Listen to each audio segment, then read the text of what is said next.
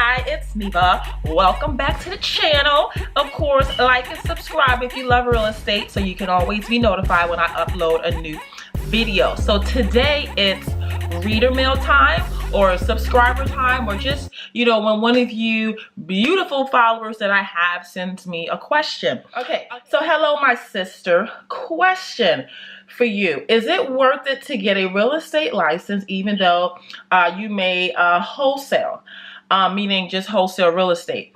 I'm in Ohio still, and like I mentioned before, I'm going to take a course through the Hondros College to get my credentials. After that, depending on where we get stationed next, I'll study for that state so that I'm able to practice real estate there as well. Does this seem like a good path to take? Now, I picked this question to answer because this is a common question. Actually, let me just put my laptop down. A common question that I get, and that people that are on or thinking of being on the investor side, like they're landlords, they're thinking of buying property, renovating it, and then reselling it for a profit, wholesaling real estate, things that are more activities on the real estate investment side. They always question, should they get their license and be a licensed real estate agent?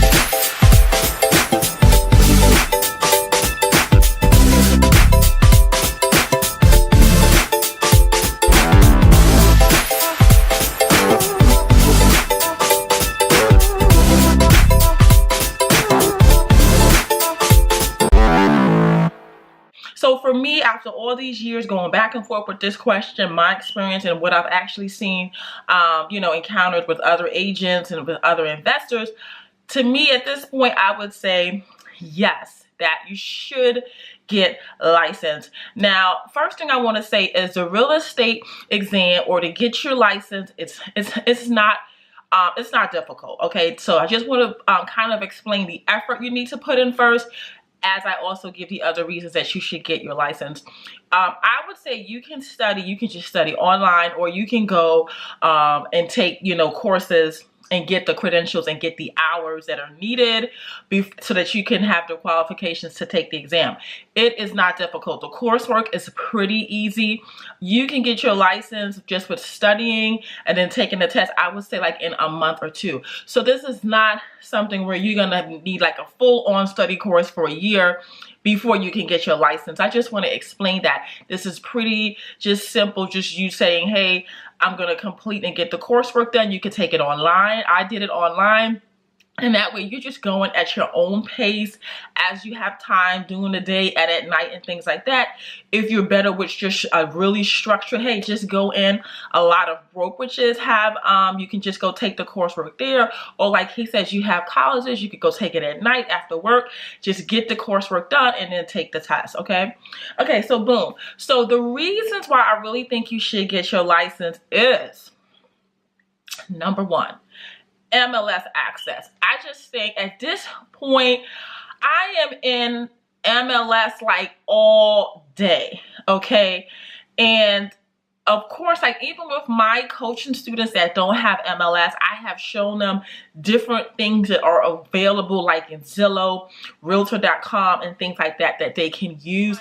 But MLS is just, it's more updated. The information is more accurate in MLS because there is a more check and balance system in MLS. So the information in MLS is more accurate than what you're gonna find on Zillow and all these other websites, okay? So that's number one. And then it's not Zillow. A lot of times people call me, even on the real estate agent side, they want to see property that they think is for sale. When I go in MLS, that property is already under contract. So Zillow it doesn't, all these other sites, they don't update as quickly as the multiple listing service. And there's little things that are just a little off about some of the sites with the way they even show updates, because like sometimes a property will close because on the investor side, it's extremely important for you to know the price that properties are closing at, because you're using that for a very important calculation to see if this is even a good investment. And things like seller subsidy. A seller subsidy is when the seller is giving the buyer a credit. So if you see in Zillow that a house sold for $300,000, but then when I go in MLS, I see that the seller gave a credit of $10,000, then really that property sold for $290,000. So that's what I'm saying. As an investor, you need your numbers to be extremely accurate because you're using this information to make decisions to decide, is this going to be, what price do I need this property to be that it's a good investment for me as a rental property, as a property to buy and renovate. You know, you need that to know, after I renovate this property, what will it likely sell for? And so if you're using numbers, if you start off with bad data, then of course it's going to impact your analysis. So that's why it's extremely important that you have access to MLS. Also, MLS will have, like, you can have like documents, like finding the plats on properties and things like that. Just way more data, like I said, and information that you're gonna find on a Realtor.com, a Redfin.com. And like I said, it's just, like I said, I'm literally, you know, logging into MLS like multiple times during the day. That's how much I'm constantly pulling information on a day-to-day basis, okay? Majority of leads that you get on the real estate investment side, they are not, when you run the numbers, they are not going to work as a real estate deal, whether you're looking for rental property, whether you're looking for property to renovate, whether you're looking for property to wholesale, just a lot of different, you know, most properties, I would say, like, to give you a percentage, maybe 85% and up of your leads are they're just not gonna work. And so as a licensed real estate agent, you can refer those out to an active agent that's really, you know, out doing business on the real estate agent side. And then when the deal closes, they can give you a referral. So even now as a real estate agent, like, I focus in Virginia, but if I get a lead and, like, it's a good lead, but it doesn't work for me because it's in Maryland, I refer it to another agent.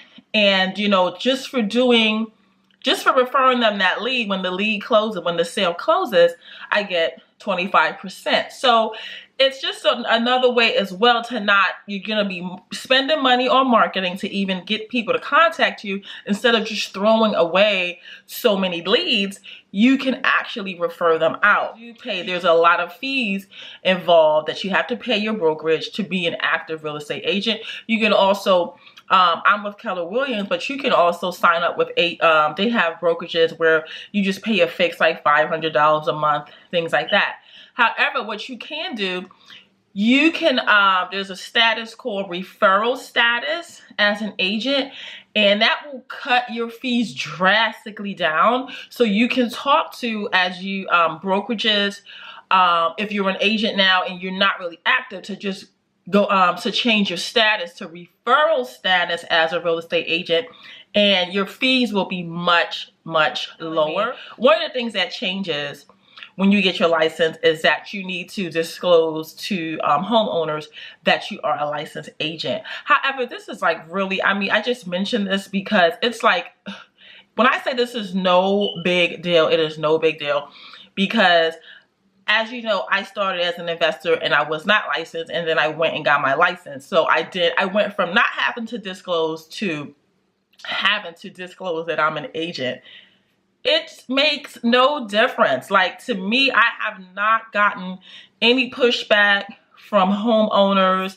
I was told from a couple agents and investors that, hey, if you're just being an investor and you get your license, you have a harder time with homeowners because they're kind of looking like, oh, you're a real estate agent, they may not want to work with you, or they think, you know, I don't know. A lot of people just told me I would have a more difficult time, but I have not found that to be true. I'm always disclosing that I'm a real estate agent. And I mean, people just usually are like, oh, okay. And then they just move on. Like, literally just absolutely no issues at all have I had telling people that I'm also licensed. Okay, so that's my answers for you, and I wish you guys all the best. So go take that test, baby. All right, see you. Bye bye.